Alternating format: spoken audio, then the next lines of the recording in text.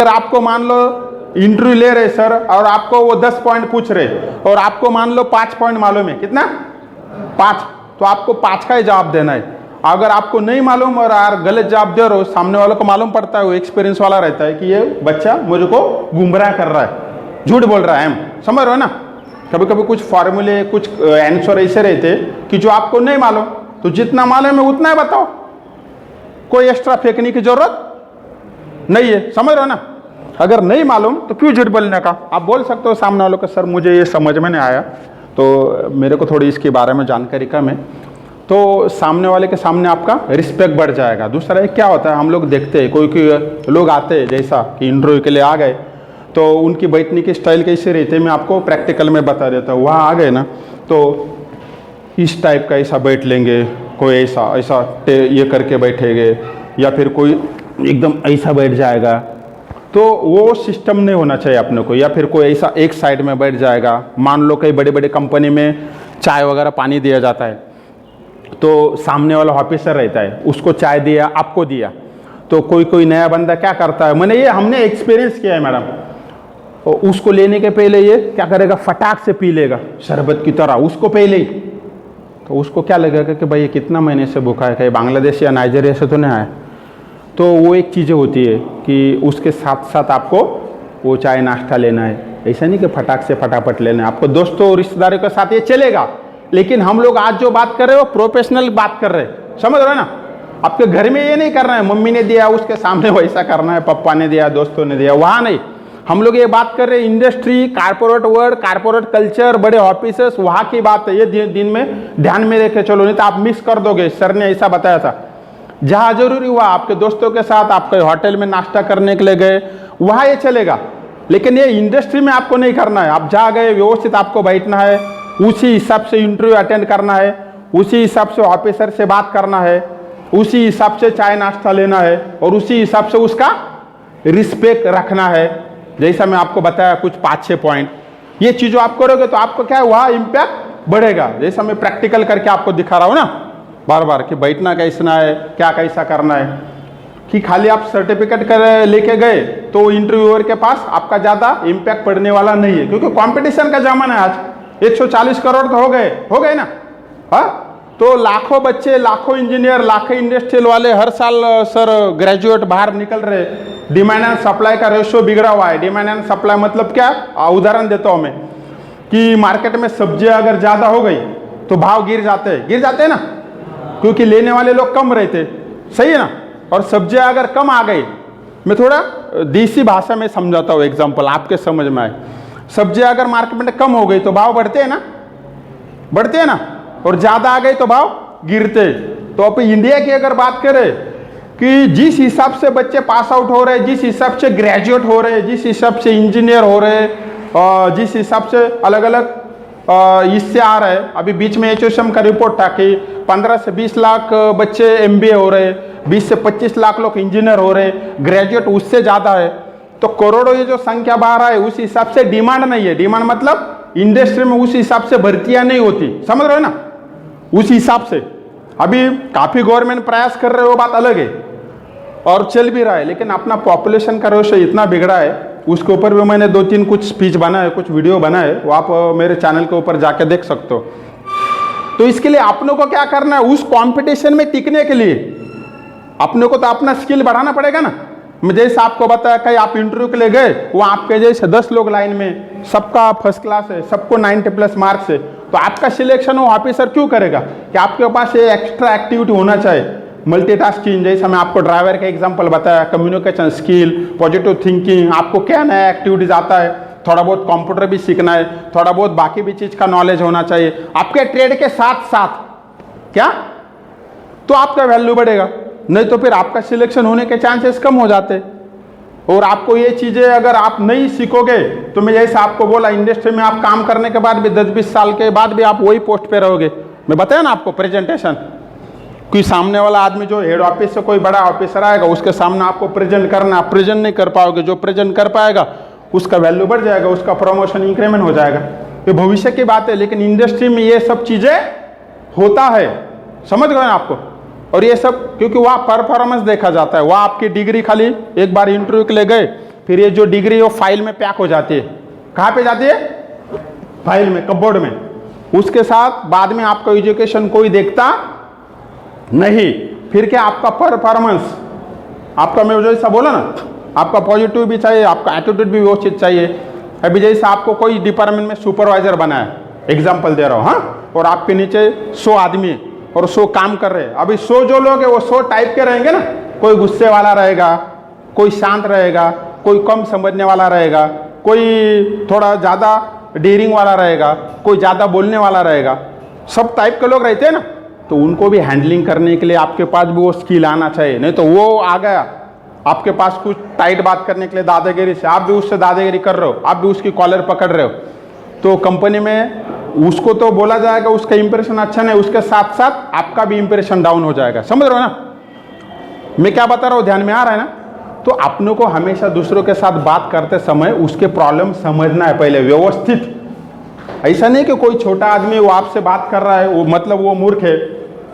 अभी हम लोग की बात कर रहे हो, हम लोग जैसा सीईओ से या एमडी से बात करते हैं उसी टाइप का बात हमको कोई सिक्योरिटी सुपरवाइजर, सिक्योरिटी गार्ड है उसके साथ भी रिस्पेक्ट से बात करना है।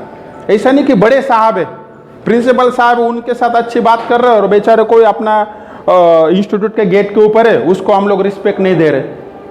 रिस्पेक्ट सबको देना होता है, थोड़ा कम ज़्यादा देना होता है, लेकिन आप जब रिस्पेक्ट दोगे तो आपका वैल्यू बढ़ेगा। क्या होएगा? आपकी इज्जत बढ़ेगी।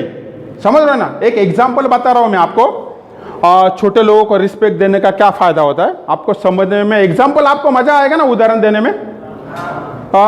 एक बड़े जगह पे एक बड़े फैक्ट्री के मैनेजर हुआ करते थे और उनको रिस्पेक्ट देने की बड़ी आदत थी सर, किसको भी, कि छोटे सिक्योरिटी गार्ड हो उसको भी हाय कैसे हो, क्या हो भाई, ठीक है ना, सुबह आते समय। हाँ, तो उनकी आदत ने उनकी जान कैसे बचाई वो आपको बता रहा हूँ। तो वो हर दिन आते थे, एक सिक्योरिटी गार्ड हुआ करता था, उसको हर दिन वो जाते समय भी गुड इवनिंग गुड मॉर्निंग बोल के जाते थे, वो साहब, बड़े साहब। तो एक दिन क्या हुआ कि कुछ ऐसा इशू था, वो फैक्ट्री में बड़ा बड़ा कोल्ड स्टोरेज होता था, मतलब बड़े फ्रीजर बड़े बड़े। तो उस दिन क्या हुआ कि वो साहब जो फैक्ट्री बंद हो गई और वो राउंड मार रहे थे, तो वो फ्रीजर में गए और फ्रीजर में गए, बैड लक कुछ क्या हुआ इशू ने, किसी ने, वो ऑपरेटर ने, बाद में वो बड़ी बिल्डिंग थी और बड़ा फ्रीजर था, मतलब बड़े बड़े कंटेनर रहते हैं ना उससे भी बड़ा बड़ा ऐसा फैक्ट्री ऐसा, किसी ने वो बंद कर दिया और ताला मार के निकल गए। फैक्ट्री बंद हो गई, दूसरे दिन छुट्टी था। अभी ये भाई साहब वो फ्रीजर में माइनस टेम्परेचर था, मतलब बर्फ बनता है ना तो माइनस फ्रीजर बोलो तो ये अपने बिल्डिंग से भी बड़े बड़े रहते हैं, आप वो समझो, वो छोटा फ्रिज की मैं बात नहीं कर रहा हूँ, एसी प्लांट रहते हैं ना उसमें बड़े बड़े फ्रीजर रहते हैं कुछ मटेरियल स्टोरेज करने के लिए, ऐसे बड़ा कमरा जैसा, इससे भी बड़ा बड़ा। तो उसमें वो फंस गए, बाहर से दरवाजा ऑटोमेटिक लॉक करके आदमी सब निकल गए। अभी उनका खून जमने लगा, क्या होने लगा, क्योंकि ठंड बहुत ज़्यादा, और बाद में उनकी सांस फूलने लगी। वो आवाज़ भी किसको दे, क्योंकि वो पैक रहता है पूरा, उसको कोई खिड़की वगैरह नहीं रहती। लेकिन उस दिन हुआ क्या कि उधर का जो सिक्योरिटी ऑफिसर था उसको ये साहब जाते समय गुड इवनिंग बोल के जाते थे, क्या, तो पूरी कंपनी के लोग चले गए और वो बेचारा ऑफिसर ये सोचने लगा कि आज सब लोग गए, मेरे को वो साहब ने गुड इवनिंग बोला नहीं, सुबह गुड मॉर्निंग बोला, क्या मतलब साहब ड्यूटी पे आए लेकिन जाते समय मुझे गुड इवनिंग नहीं बोला, मतलब साहब गए नहीं है क्या। तो वो बेचारा राउंड मारते गया गया गया, फिर उसको डाउट आ गया, सब चेक करते करते समय उसने वो फ्रीजर का बाहर से बंद बटन था वो खोल दिया, फिर मालूम पड़ा साहब अंदर बेहोश पड़े थे, क्या। फिर उन्होंने उसको बाहर निकाला और बचाया। अब वो सिक्योरिटी वाले के ध्यान में क्यों आ गया वो साहब अंदर हो गए, क्यों आ गया, कि वो सुबह गुड मॉर्निंग और गुड इवनिंग बोलते थे, इतना छोटा सा 2 वर्ड्स बोलते थे, तो उसको उस समय पे ये याद आ गया कि साहब ने मुझे आज नमस्ते नहीं बोला है। समझ रहे हो ना, इसका मतलब साहब घर पे नहीं गए, इसलिए वो उनको देखने के लिए आया, नहीं तो आता क्या, मर जाते ना वो। तो देखो मतलब मैं एक छोटा सा चीज आपको बता रहा हूँ, उसके कितने काम आ जाती है वो बातें, समझ रहे हो ना, हर चीज का। तो हर चीज का अपने लाइफ में एक इम्पोर्टेंस हो जाता है, हर चीज का अपना एक महत्व रहता है कि जो भी हम लोग चीज कर रहे हैं। अभी सोशल मीडिया के बारे में मैं बात कर रहा हूँ। अभी देखो आजकल के हम लोग को टेक्नोलॉजी के साथ चलना है, व्हाट्सएप आ गया, फेसबुक आ गया, पहले 2G था, सबसे पहले मोबाइल जो थे ना, वो इनकमिंग के ऊपर भी मैडम चार्ज लगता था। इनकमिंग मतलब फ़ोन आपको आएगा ना तो भी आपका पैसा कटेगा। उसके बाद फिर इनकमिंग फ्री हो गया, फिर उसके बाद 2G आ गया, फिर उसके बाद 3G आ गया, अभी 4G चल रहा है, अभी 5G के टेस्ट चल रही है। जापान जैसे देशों में तो 6G 7G 8G 3G तक वहाँ पे टेक्नोलॉजी विकसित हो रही है, लेकिन अपने पास 5G आ रहा है। तो फेसबुक आ गया, व्हाट्सएप आ गया, स्नैपचैट आ गया, उसके पास बहुत सारा अलग अलग सोशल मीडिया प्लेटफॉर्म आ गया, इंस्टाग्राम आ गया। मालूम है ना आपको, सबको मालूम तो है ना? नहीं मालूम? अभी आप सोचोगे कि मैं तो इंडस्ट्री में पढ़ता हूँ, सर ने ये सोशल मीडिया का सब्जेक्ट कहाँ से निकाला? उसका भी मेरे पास जवाब है, मैं क्यों वो बता रहा हूँ। इस उम्र में आप 17 18 लगभग 19 20 ऐसे उम्र के बच्चे हो गए ना सर सब। अभी क्या होता है, सोशल मीडिया का भी मिसयूज भी होता है, सोशल मीडिया का अच्छा वापर भी हो जाता है। मिसयूज मतलब क्या हो जाता है कि हम लोग सोशल मीडिया जैसे मैं यूट्यूब के ऊपर अलग अलग वीडियो बना के पोस्ट करता हूँ, तो मुझे सीखने को भी मिलता है और साथ में कुछ अर्निंग भी मिलती है और कुछ फ़ायदा भी हो जाता है, मेरे व्यूवर्स भी बढ़ते हैं। कुछ लोग हैं जैसे कि उनको कुछ सीखना है, कुछ कोडिंग क्लास सीखने हैं, महिला है उनको कुछ रेसिपी बनाना, खाना बनाना सीखना है, किसी को कुछ नया टेक्नोलॉजी सीखना है, अगर वो सोशल मीडिया पे देखेगा तो उसको फ़ायदा है। लेकिन सोशल मीडिया के ऊपर क्राइम भी होते हैं, समझ रहे हो ना आपको, किसी को फंसाना। अभी जैसे सोशल मीडिया के ऊपर आपको फेसबुक के ऊपर फ्रेंड रिक्वेस्ट आएगी, फिर कोई ना कोई आपको वहाँ से बोले कि मैं लड़की बोल रही हूँ, फिर आपको धीरे धीरे ब्लैकमेल किया जाएगा, फिर धीरे धीरे आपको कुछ ऐसे फोटो वीडियो मांगे जाएंगे, फिर उसके ऊपर वो डुप्लीकेट मार्क किए जाएंगे, किसी और का फोटो आपके चेहरे के ऊपर लगाया जाएगा, फिर आपको वहाँ से वीडियो बना के धमकी आ जाएगी कि आपका वीडियो हम लोग सोशल मीडिया के ऊपर पब्लिश कर देंगे। आप वो न्यूज़पेपर में पढ़ते हो ना, ये सब चीज़ें होता है आजकल मैडम, बराबर। फिर आपको पैसा मांगा जाएगा, फिर वहाँ से एक फ़ोन आएगा, मैं साइबर पुलिस से बोल रहा हूँ, आपको 10,000 देना है, नहीं तो आपके ये जो सब अश्लील वीडियो है हम लोग सोशल मीडिया के ऊपर प्लेस कर देंगे। फिर आप डरेंगे, कई लोग सुसाइड करते हैं। बड़े बड़े गवर्नमेंट ऑफिसर, रिटायर ऑफिसर को भी ऐसा नेटवर्क, ऐसी गैंग ने फंसाया हुआ है। तो इन चीज़ों से भी हमको बचना है, इन चीज़ों से भी हमको बचना है, इन चीज़ों के साथ अपने को जाना नहीं है। ऐसे कुछ चीज़ें हो जाए तो घर में माता पिता, फ्रेंड है, अपने टीचर है, इनको बताना होता है। बल्कि ये सब फेक लोग रहते हैं, ये फंसाने के लिए बैठे रहते हैं। तो आपको इस चीज़ों से भी बचना होता है, सोशल मीडिया से। आप नहीं बचोगे, उसका दुरुपयोग हो जाएगा तो आप फंस सकते हो। अभी मेरे को एक फ्रेंड बीच में मिला था कि मेरे सोशल मीडिया के ऊपर, फेसबुक के ऊपर 5,000 फ्रेंड है, तो आप ऐसा कैसा बोल रहे हो, उसका फ़ायदा नहीं है। मैं उसको ये जाते जाते ये बताया कि तू अभी वो फेसबुक के ऊपर ऐसे पोस्ट डाल कि आप तू गाड़ी से जा रहा है, तेरा एक्सीडेंट हो गया, तेरा करेंगे क्या? कोई नहीं करेंगे। जो आपके बेसिकली दोस्त है, आपके रिलेटिव है, वो करेंगे, लेकिन बाकी लोग करेंगे क्या? जो फेसबुक फ्रेंड है वो खाली आपको ऑनलाइन पहचान, वो देंगे आपको पैसा, तो उस दोस्ती का कोई फ़ायदा है? हाँ, लाइक्स कमेंट के लिए वो है, लेकिन एक्चुअली रियल लाइफ में उसका कोई फ़ायदा रहता नहीं।